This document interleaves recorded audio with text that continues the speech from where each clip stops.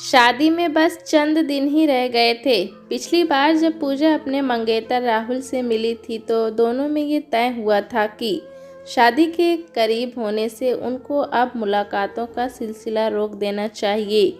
ये दुनियादारी के लिहाज से ठीक भी था। इस आपसी फैसले को अभी कुछ ही दिन बीते थे कि पूजा के पास राहुल का फ़ोन आ गया। उसने कहा, पूजा, मैं आपसे मिलना चाहता हूँ। कल शाम को 5 बजे लबेला कॉफ़ी हाउस में आपका इंतज़ार करूँगा। कुछ ऐसी बातें हैं जो शादी से पहले मेरे लिए आपको बतलाना बहुत ज़रूरी है। क्या इन बातों को कहने के लिए शादी तक इंतज़ार नहीं हो सकता? नहीं, ऐसी बातें शादी से पहले बता देना ज़रूरी होता है। मंगेतर के फ़ोन से बेचैन पूजा को अगले दिन के इंतज़ार में रात भर नींद नहीं आई। आखिर क्या बताना चाहता था वो शादी से पहले उसको? अब के किसी अफेयर के बारे में तो नहीं? अगर इस तरह की कोई बात थी तो पहले की इतनी मुलाकातों में राहुल ने उसको क्यों नहीं बताई?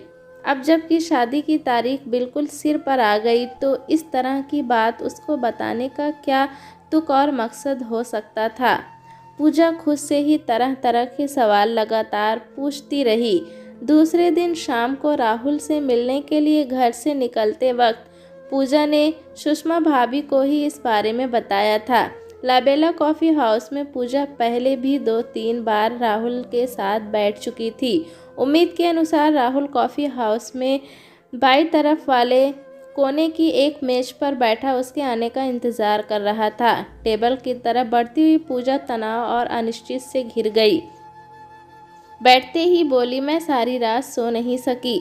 ऐसी क्या बात थी जो आप फ़ोन पर नहीं कह सकते थे? मेरे मन में कई तरह के विचार आते रहे। किस तरह के विचार? राहुल ने पूछा। वो काफ़ी थका थका नज़र आ रहा था। मैं सोचती रही शायद आप किसी से पहले अपने किसी अफेयर के बारे में मुझसे कुछ कहना चाहते हैं। पूजा ने अपने मन की बात कह दी। एक लड़की होने के नाते आप इससे ज़्यादा शायद सोच भी नहीं सकती। फिर आप ही बताएं, वो ऐसी कौन सी बात है जिसे कहने के लिए आप शादी तक इंतज़ार नहीं कर सकते थे? इंतज़ार में शायद बहुत देर हो जाती। राहुल, आपकी बातें पहेली जैसी क्यों हैं? जो भी आप कहना चाहते हैं खुलकर क्यों नहीं कह सकते? अगर इस समय मैं आपसे ये कहूँ कि मैं आपसे शादी नहीं कर सकता तो आपको कैसा लगेगा? राहुल ने कहा, मैं समझूंगी कि आप अच्छा मजाक कर लेते हैं। मैं मजाक कभी नहीं कर सकता, राहुल ने कहा। उसके शब्दों में छिपी संदिग्धी से पूजा कैसे जैसे ठिठक सी गई। उसे सारी उम्मीदें और सपने बिखरते हुए लगने लगे। शादी से इनकार तो आप पहले दिन भी कर सकते थे। अब जब शादी की सारी तैयारियां पूरी हो चुकी हैं, इस इनकार का मतलब? सदमे की हालत में पूजा ने पूछा। शायद अपनी झूठी और खोखली खुशियों की खातिर मैं आपकी ज़िंदगी बर्बाद नहीं कर सकता, शून्य में देखते हुए राहुल ने कहा। बहुत खूब, आपको लगता है कि शादी के टूटने से मैं आबाद हो जाऊंगी? पूजा ने कहा। इनकार के पीछे की सच्चाई को जानने के बाद शायद आपको ऐसा ही लगे। कैसी सच्चाई? एक ऐसी सच्चाई जो पिछले 2 महीनों से मेरी अंतरात्मा को कचोट रही है। मैं आपको किसी धोखे में नहीं रखना चाहता। मुझे इस बात की भी परवाह नहीं कि सच को जानने के बाद आप मुझसे नफरत करेंगी या हमदर्दी। असलियत ये है पूजा कि मैं HIV पॉजिटिव हूँ। मुझको एड्स है। मौत मेरे काफ़ी करीब है। वीरान आंखों से पूजा को देखते हुए राहुल ने शांत स्वर में कहा। पूजा को ऐसा लगा जैसे उसके सिर पर कोई बम फटा हो। गहरे सदमे की हालत में हक्की बक्की सी वो राहुल के चेहरे को देखती रह गई। एक खौफ का सर्द एहसास पूजा को अपनी रगों में उतरता महसूस हुआ। ये देख राहुल के अधरों पर एक फीकी मुस्कुराहट की रेखा खिंच गई। वो बोला, अब मैंने जब इस बदनाम और जानलेवा बीमारी का जिक्र आपसे कर ही दिया है तो इसको लेकर ज़रूर आपके दिमाग में कुछ सवाल उठ रहे होंगे। सबसे बड़ा सवाल तो यही होगा कि मुझ में ऐसी लाइलाज बीमारी आई कहाँ से? शायद आपको ऐसा लग रहा होगा कि मैंने गंदी बाजारू औरतों से सेक्स संपर्क करके इस बीमारी को अपने खून में दाखिल किया है, मगर ऐसा नहीं है। मैंने कभी भी किसी औरत से सेक्स संपर्क नहीं किया। ये बीमारी तो उस संक्रामक खून का नतीजा है जो 2 वर्ष पहले एक एक्सीडेंट के बाद डॉक्टरों की लापरवाही से मुझको चढ़ा दिया गया था। मौत चुपके से मेरी धमनियों में उतर गई और मुझे पता भी नहीं चला। लगातार मौत के करीब जा रहा हूँ, मगर मेरे घर के लोगों को मेरी बीमारी की कोई जानकारी नहीं, इसीलिए जो हुआ उसमें उनका ज़रा भी कसूर नहीं। मैं भी असलियत को भूलकर कुछ समय के लिए स्वार्थी हो गया था, मगर मेरी अंतरात्मा लगातार मुझको कचोटती रही है। ये शादी एक धोखे और पाप से ज़्यादा कुछ नहीं होगी जो मैं नहीं करूँगा। इसके साथ ही उस एक बात को स्वीकार करने में मुझको ज़रा भी हिचक नहीं कि आपको देखने और शादी की बात पक्की होने के बाद अपनी कल्पनाओं में मैंने संपूर्ण जीवन जी लिया है। मरने का शायद मुझे अब बहुत गम नहीं होगा। जैसे ही राहुल ने अपनी बात ख़त्म की, खामोशी से सब सुन रही पूजा ने कहा, आपने अपनी बात तो कह दी, अपना फैसला भी सुना दिया, लेकिन ये कैसे सोच लिया कि आपने जो फैसला किया है वही मेरा भी फैसला होगा। पूजा के शब्दों से हैरान राहुल खाली खाली नज़रों से उसको देखने लगा। पूजा ने उसका हाथ अपने हाथों में ले लिया और बोली, अगर आप में सच को कहने की हिम्मत है तो मुझ में भी सच का साथ देने की ताकत है। आपकी ज़िंदगी का बाकी जितना भी सफ़र है उसमें मैं आपको अकेला नहीं छोड़ूंगी। ये शादी हर हालत में होगी। आप भावुकता में ऐसा कह रही हैं, आपको शायद ठीक से मालूम नहीं कि एड्स क्या है।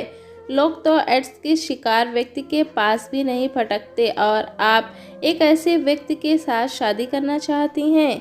मैं लोगों की तरह गलतफहमियों में नहीं जीती।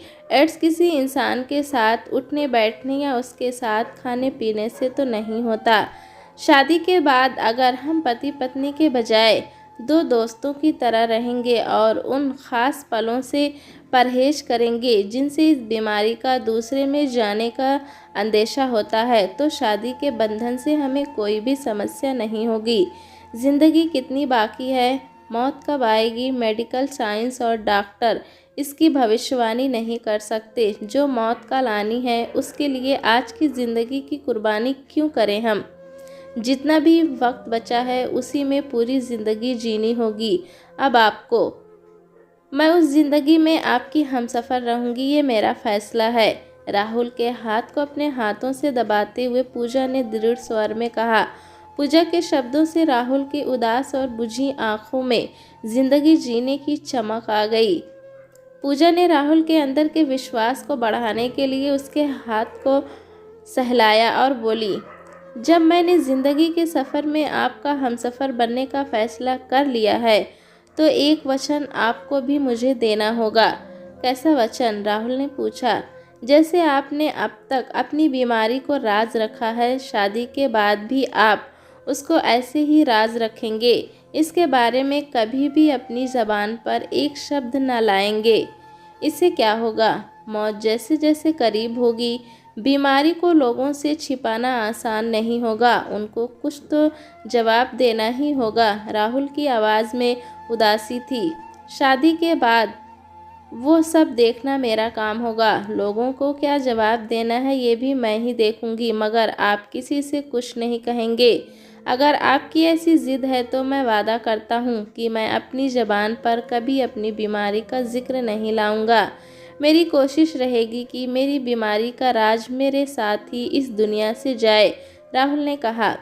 1 सप्ताह बाद दोनों की शादी हो गई। शादी पूरी धूमधाम के साथ हुई। इस शादी के पीछे का भयानक सच उन दोनों के अलावा शादी में शामिल कोई भी तीसरा नहीं जानता था। अग्नि के इर्द गिर्द शादी के फेरे लेते हुए दोनों के मस्तिष्क में कुछ कुछ चल रहा था, मगर उनके चेहरों पर कोई शिकन नहीं थी। पूजा की डोली ससुराल आई। ससुराल में आते ही पूजा औरतों में घिर गई थी। शादी के बाद की रस्में जो पूरी की जानी थी, शादी के बाद राहुल और पूजा के पहले इम्तिहान की घड़ी सुहागरात थी। रस्मों के पूरा होने के बाद हंसी ठिठोली करती पूजा की ननद रेखा और उसकी कुछ सहेलियों ने उन दोनों को सुहागरात वाले कमरे में अंदर धकेल दिया था। अकेले पड़ते ही दोनों ने एक दूसरे को देखा। सुहागरात का अर्थ दोनों ही समझते थे, मगर उन दोनों को इस बात का भी एहसास था कि वो आम पति पत्नियों जैसे नहीं थे। सुहाग सेज पर गुलाब के फूलों की पंखुड़ियाँ बिखरी हुई थीं। तुमने मेरे साथ शादी करके अपने साथ बहुत बड़ा अन्याय किया है। अपनी कश्मकश के बीच खाली खाली उदास नज़रों से पूजा को देखते हुए राहुल ने कहा, लेकिन मुझको अपने फैसले पर कोई अफसोस नहीं है। पूजा ने कहा, क्या इस सुहाग रात का हमारे लिए कोई मतलब है? क्यों नहीं है? दोस्तों, कहानी कैसी लगी हमें कमेंट में ज़रूर बताएं। चैनल पे नए हैं तो एक लाइक और सब्सक्राइब करना ना भूलें।